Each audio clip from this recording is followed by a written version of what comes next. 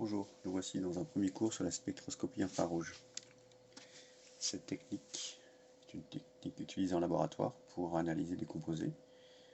Elle permet simplement, il faut le retenir, déterminer la présence ou vérifier la présence de liaisons caractéristiques du composé organique, de liaisons hydroxyde, amino, carbonyle, etc.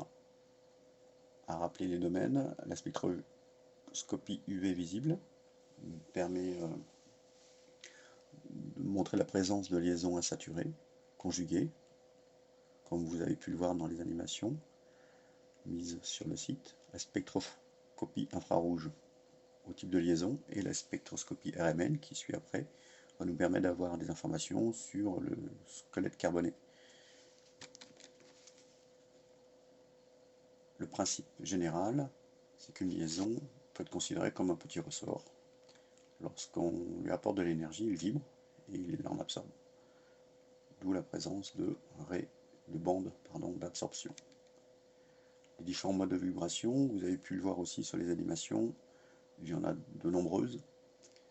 C'est ce qui justifie la largeur des bandes. Ce ne sont pas des bandes.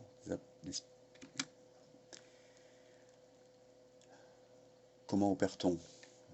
On dépose une petite goutte de composé dans un spectroscope infrarouge. Celui-ci vous permet de déterminer en quelques secondes son spectre. Il émet évidemment une lumière en infrarouge et on obtient un spectre en transmittance.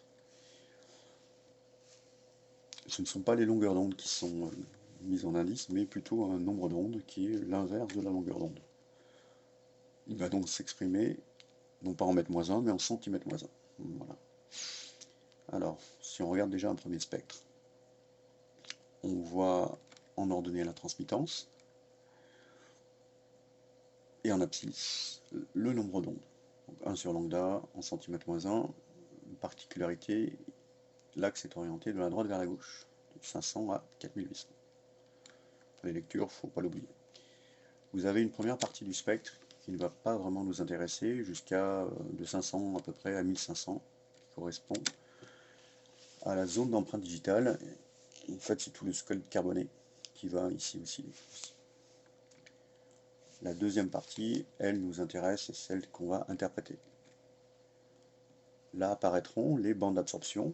On peut le voir ici aussi. Voilà, la transmittance est maximale. Ici, elle transmet très peu. Ça veut dire que l'absorption est maximale. Ici aussi, elle est maximale. D'accord? Donc, c'est les bandes d'absorption. Pas obligé de les retenir, mais on va voir qu'on en retient 2-3 très facilement. D'abord les liaisons hydroxyle. Ensuite, on va voir, on peut différencier en phase gazeuse et en phase liquide. La liaison NH, qui sont présentes dans les groupements amino. Les composés carbonyles et les doubles liaisons. Les carbonyles sont présents dans les acides, dans les esters, dans les aldéhydes, dans les cétones. Donc celle-ci, 1700, fine et forte. On va l'utiliser très souvent. On va voir la différence entre, on utilisera deux termes, fine et faible, large et forte, etc. Une qui correspond à la largeur de la bande et l'autre à son intensité.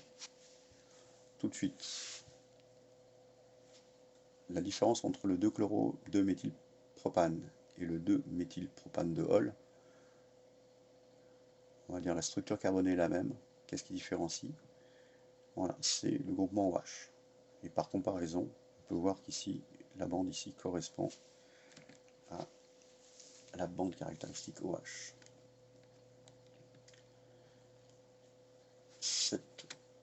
Donc ici, vous avez plutôt une bande plutôt large et intense. Ici, vous avez une bande plutôt fine et intense.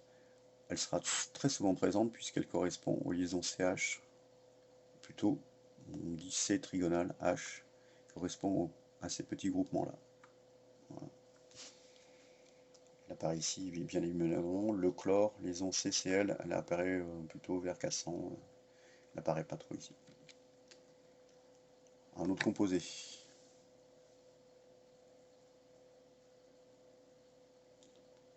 qui est la propanone. On aperçoit ici la bande d'absorption qui est fine et intense de la liaison carbonyle à 1750. Le C trigonal ici il est plutôt affaibli en raison de la liaison carbonyle. Un autre composé qui est une amine. Qu'est-ce qu'on observe? Ben, vous avez ici une double liaison, C double liaison O à 1700, 1750, voilà. Donc fine et intense, et une bande plutôt large et faible, qui correspond à la liaison NH à 1750. Voilà. Les liaisons hydrogènes vont intervenir dans les composés denses. Il faut que les molécules soient proches pour que la liaison hydrogène puisse s'établir entre les doublés non liants qui portent une charge partielle négative et ici la charge partielle portée par l'hydrogène. Donc ces petites liaisons hydrogènes vont un peu amortir les vibrations des liaisons. Donc ces liaisons hydrogènes existent qu'en phase liquide et non en phase gazeuse. Exemple, on a ici le pentane de Hall en phase gazeuse, petite bande d'absorption due à la liaison H. Par contre, en phase condensée, les liaisons hydrogènes vont amplifier l'absorption ici.